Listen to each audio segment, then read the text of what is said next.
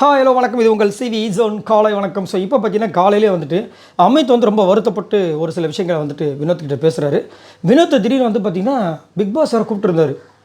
என்னடா அது காலையிலே கூப்பிட்றாரு, ஒன்றுமே புரியலன்னு பார்த்தா எதுவுமே காமிக்கவே இல்லை. என்னவா இருக்கும்னு சொல்லிட்டு கமெண்ட்ஸ் பண்ணுங்கள். எனக்கே ஒன்றும் ஷாக். அதை எல்லாருமே தூங்கிட்டு இருக்காங்க. வினோத் கன்வர்ஷன் வாங்க அப்படின்னாரு. நானும் ஓடி வந்துட்டு அப்பா இன்றைக்கி ஏதோ ஒன்று பேச போகிறாங்கன்னு சொல்லிட்டு இப்படியே பார்த்துட்டு இருக்கேன். அரை மணி நேரம் பார்த்துட்டு இருக்கேன், வெளியே வரவே இல்லை. என்ன நடக்குதுன்ற மாதிரி இருந்துச்சு. இப்போ அமித் வந்து வினோத்கிட்ட என்ன சொல்கிறாரு, ரொம்ப ஃபீல் பண்ணி பேசுகிறார்.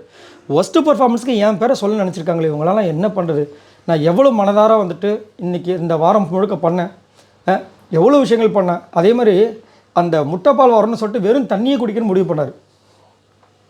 ரொம்ப தங்கமான மனுஷன். ஆனால் அவரை வந்து ஒஸ்ட்டு பர்ஃபார்மன்ஸில் போடுறதுக்கு பிளான் பண்ணியிருக்காங்க யார், ஆதேரி அந்த குரூப். அப்படியே இதெல்லாம் எவ்வளோ ஒரு வருத்தமான ஒரு விஷயம் அப்படின்னு சொல்லி ஃபீல் பண்ணுறாரு. அப்போ அவங்களுக்கு என் மேலே எவ்வளோ வெஞ்சன்ஸ்ன்னு பாருங்கன்னு சொல்லி ஃபீல் பண்ணுறாரு. நான் எவ்வளோ பண்ணியிருப்பேன்னு சொல்கிறாரு. இப்போ வினோத் என்ன சொல்கிறாருன்னா, ஏங்க மக்கள் பார்த்துட்ருக்காங்க, நீங்கள் ஏன் கவலைப்படாதீங்க. அவர் வந்துட்டு ஏங்க மக்கள் பார்க்கட்டுங்க, இருந்தாலும் அப்படிங்கும்போது அவரோட விஷயங்கள் என்னென்னா உண்மையாகவே அவர் பார்க்குறாரு, ஒரு தலையாக பார்க்குறாரு. யார் யார் வேலை செய்கிறாங்க, யார் யார் வேலை செய்யலாம் அவருக்கு தெரியும். நல்லா நோட் பண்ணி பாருங்கள். ஆதிரை வேலையே செய்யவே இல்லை. ஏன்னா பனிஷ்மெண்ட்ற பேரில் இவங்களை வந்துட்டு வேலை வாங்கிட்டாங்க.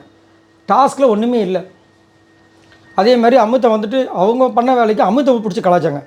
கேஸை முடித்தது வித்யாபதியும் எஃப்ஜிஎம்மும். அவங்கக்கிட்ட சண்டை போடுறதுக்கு போய்ஷி இல்லாமல், ஏன்னா அவங்ககிட்ட சண்டை போட பிரச்சனை ஆகிடும்ல, அவங்க குரூப்பு. இவர்கிட்ட வந்து சண்டை போய் இவர் என்ன பண்ணுவார், நீங்கள் கேட்டுருக்கணும். அவங்க ஏன் முடித்தாங்க, உங்கள் கூட தானே இருந்தாங்க. சரி கேஸ் முடிஞ்சவனே வந்துட்டு உங்ககிட்ட எவ்வளோ எஃப்ஜே பேசினார், நீங்கள் அவர்கிட்ட சண்டை போட முடிஞ்சுதா? அமித்கிட்ட சண்டை போட்ட மாதிரி அவர்கிட்ட வந்து பணிச்சு போகிறீங்க. ஆனால் அதே கேஸை வந்துட்டு அமித்கிட்ட வந்து சண்டைக்கு போகிறீங்க. இது என்ன விதத்தில்?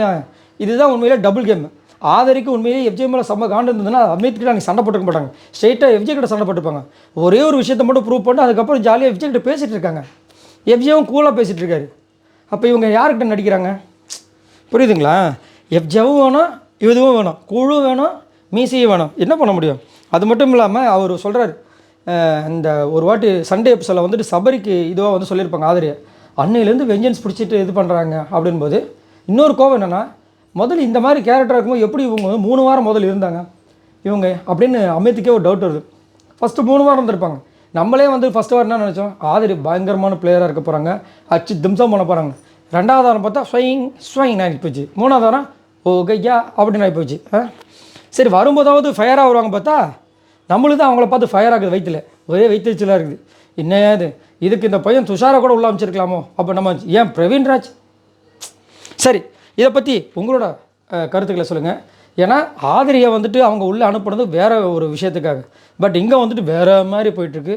ஸோ ஆதிரியை வந்துட்டு இந்த அமித்தை வந்து ஃபுல்லாக வெஞ்சன்ஸ்லேயே பண்ணுறாங்கன்னு சொல்லிட்டு அமித் வந்து ஒரு விஷயத்த சொல்கிறாரு. உண்மைதான். அதை பற்றி உங்களோட கருத்துக்களை சொல்லுங்கள். ஆனால் என்னை பொறுத்த வரைக்கும் அமித் ஒரு தங்கமான ஒரு ஆள், குட் சோல். கமெண்ட்ஸ் பண்ணுங்கள். பாய் நண்பர்கள்.